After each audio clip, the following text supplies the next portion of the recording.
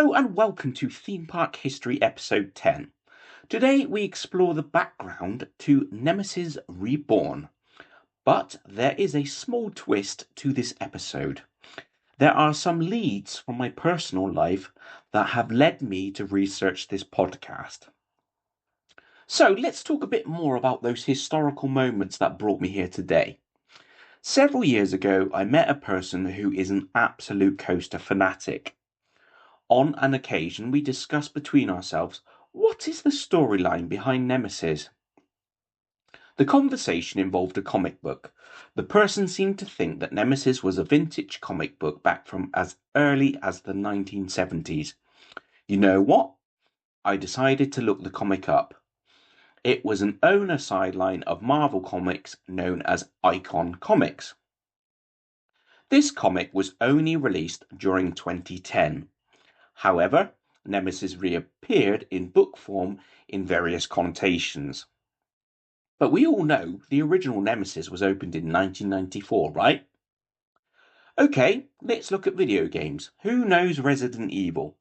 Resident Evil began production in 1993 but was not released until 1996. Are you starting to feel teased? Actually, I felt teased.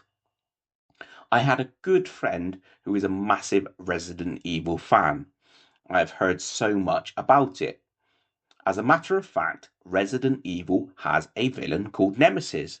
Nemesis is an alien and the main protagonist of the third installation. Nemesis is a stalking predator alien with tentacles. But, sorry to disappoint you, it's not connected to Nemesis or Nemesis Reborn. Let's jump back in time again to 1992. Out comes a film series with the headline title Nemesis. This film series begins with a concentration on androids. Sounds like Blade Runner, doesn't it? Nope, it's not related to Alton Towers' most iconic coaster. Isn't that all a bit confusing and teasing? Just to add, the name Nemesis did appear in two DC comics of varying times of release. Oh, and by the way, was also an ancient Greek goddess. But again, nothing to do with Nemi. Shall we start with some real facts? Despite our rundown of the word Nemesis, I can actually pinpoint the beginning of construction for Nemi as 1991. But here comes an interesting bit. Merlin did not own Alton Towers in 1991. It was run and managed by the Two Swords Group. Two Swords and lead designer John Wardley had in and out communications in regards to a new coaster. Initially, the area was going to be for a wooden coaster designed by John Wardley. But they agreed to disagree as the wooden coaster would not be ready for the 1992 season. Aerodynamics were consulted and some form of agreement had been forged. Due to height restrictions, the area needed to be dug out and the ride length was restricted to 980 feet. Work continued at Alton Towers, but John Wardley had work to do off-site. He was the tester doll for this potential aerodynamics coaster.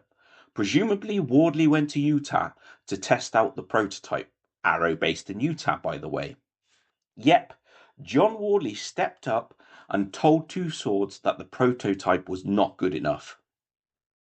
All dealings with aerodynamics were cancelled. As you know, there is a secret weapon history at Alton Towers. Let's just say Secret Weapon 1 and Secret Weapon 2 within this context have just failed. Two Swords did some investigating and found out there was a new coaster being built in America. This was a Bolliger and Malibard's inverted coaster at Six Flags Great America. Batman The Ride was tried and tested by Two Swords directors prior to its public use. This was the first inverted coaster in the world. So, within 1992, John Wardley and Nick Varner, the then incumbent marketing director of Towers, started to plan Secret Weapon 3. Together, they came up with a name and theme for the ride. That being Nemesis, an alien that had been hiding underground due to an excavation. The alien Nemesis had been unsettled. John's actual position was development director at the time. His original concept of Secret Weapon 1 got turned down. However, with his drive and knowledge, got the ball rolling for Secret Weapon 3. It is believed John did the prototype design for Nemesis, but the completed ride layout was done by Werner Stengel of Bolliger and Malibard. Slowly but surely, Nemesis was built and was opened to Alton Towers guests on the 19th of March 1994. Originally, the track was white with black supports. Due to a repaint in 2016, the white now had rust effects along the full course of the track. At the cost of £10 million, Nemesis became the first invert coaster in Europe, also the first B&M in Europe. Nemesis did have a bad time at one point. The neighbours in the village of Alton complained of the noise made by the ride, meaning custom modifications had to be made. All wheels on all trains had to be changed before commissioning the ride following the complaint. Time flew by and it reached the year 2022. That is a staggering 28 years. Nemesis had been pleasing crowds from all around the world for 28 years. Alton Towers took the hard decision to retrack the coaster with the exception of the lift hill. On the 6th of November 2022, Nemesis was closed for a rework. This left Alton Towers without the coaster once labelled the most intense coaster in the world. If I'm honest, it broke my heart. I hated Nemesis not being there. However, it was not all loss. During the reconstruction, many vloggers did construction updates. Alton Towers were not shy about the ongoing work. There was a phalanx holding area with an elevated viewing platform, so all the coaster nerds could stand and dribble at the thought of riding Nemi again. Yep, I dribbled too. Actually, when it reopened, I had a failed visit up to Towers. I considered it 6 hours of wasted driving. But I did soon get back up there to see the reimagined post-apocalyptic alien excavation site. Wow, what a sight. Nemi had been reborn.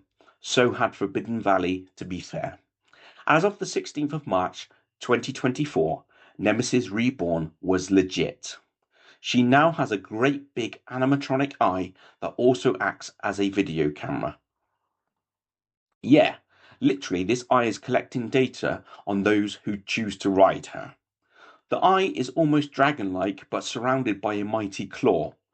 It's worth a visit to Towers just to look at her eye. Forbidden Valley and the ride are surrounded by a black and vein theme. It has to be the most immersive ride area I have seen in my life. I'm not going to describe anymore.